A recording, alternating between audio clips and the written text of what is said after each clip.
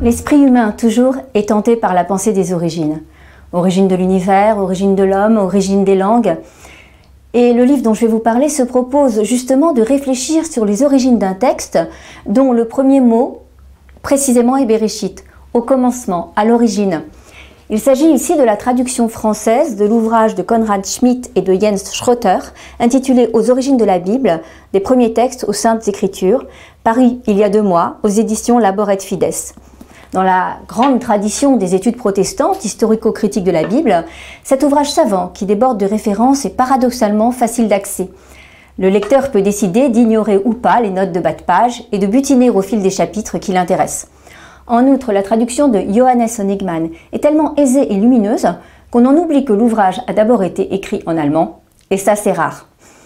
Alors, par-delà les éternelles questions de datation chronologique des textes, qui peut-être n'accordent pas une juste place aux dimensions de l'oralité dans l'histoire de la parole biblique, voici quelques idées-forces intéressantes qui sont développées dans cet ouvrage. Première idée, la spécificité de la Torah, c'est de nous offrir une image nouvelle de l'homme, à l'inverse de ce que l'on trouve dans les récits de cosmogonie de l'Antiquité.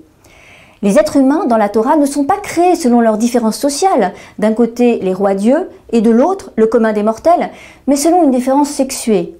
Hommes et femmes, il les créa, dit le texte. Chaque individu est donc digne de l'affection divine, responsable devant le Créateur. Deuxième idée intéressante présentée par le livre, c'est que dès le départ, le texte biblique se commente lui-même. L'interprétation de la Bible juive a commencé à l'intérieur d'elle-même. Dans le Tanakh, les livres et les passages se font exégètes les uns des autres. Partout le lecteur entend des échos. On voit bien par exemple que le Lévitique Vaïkra dialogue avec le Deutéronome d'Evarim. Quant au livre de Job, c'est avec toute la Torah qu'il discute. Troisième idée force, les textes des évangiles truffés de citations de psaumes et de prophètes veulent poursuivre ce mouvement exégétique et c'est en cela qu'ils s'autorisent comme texte sacré. On trouve d'ailleurs dans les écrits de Paul des techniques d'interprétation rabbiniques qui lui sont contemporaines.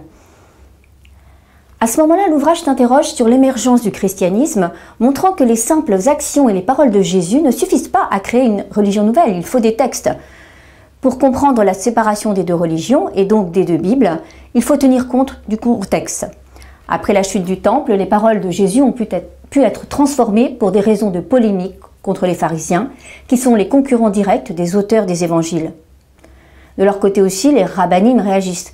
Ils produisent leur propre traduction grecque de la Torah, plus fidèle au texte original et destinée à ceux qui ne lisent pas l'hébreu.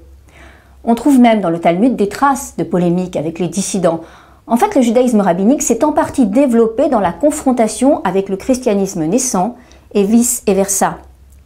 Finalement, l'ouvrage aborde la passionnante question de la séparation, le fameux « parting of the ways » entre les juifs et les chrétiens lors des premiers siècles.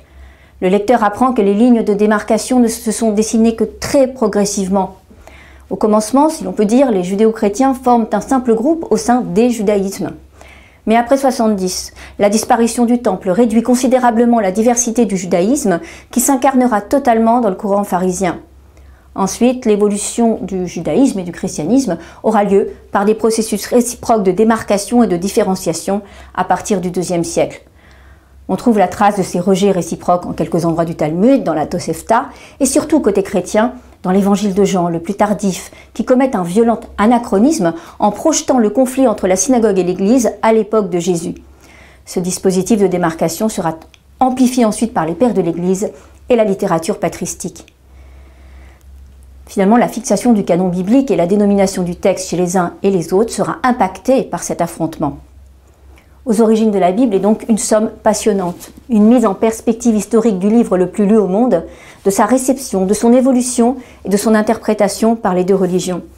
Mais si l'ouvrage de Schmidt et Schroeter est éclairant, le mystère autour du livre des livres n'est pas près d'être épuisé.